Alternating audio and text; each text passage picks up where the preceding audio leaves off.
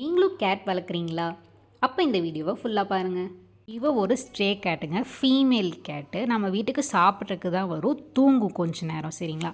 இதுக்காக நம்ம என்னென்னா, இதுக்காக தனியாக ஒரு சோஃபா அலோகேட் பண்ணி அதை கிளாத் போட்டு இதில் படுத்துக்கோன்னு சொல்லுவோம். பட் அவன் அங்கெல்லாம் படுக்க மாட்டான். நாங்கள் இங்கே தான் உட்காருவோம். ஸோ வந்துட்டு இந்த பிளேஸில் உட்காருவான், இல்லைன்னா இந்த சோஃபாவில் தான் உட்காருவேன்னு நிற்கிறாங்க. அவன் படுக்கக்கூடாதுன்னு தான் இப்படி போட்டிருக்கோம்.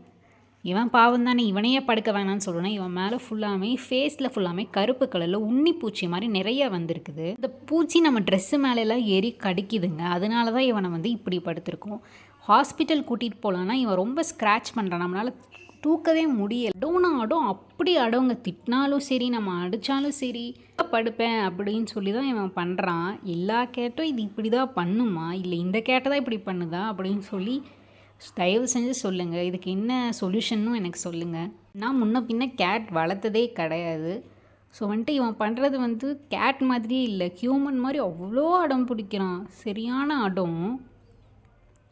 இதுக்கு ஒரு சொல்யூஷனை கமெண்ட்டில் சொல்லுங்கள். தேங்க்யூ ஃபார் வாட்சிங்.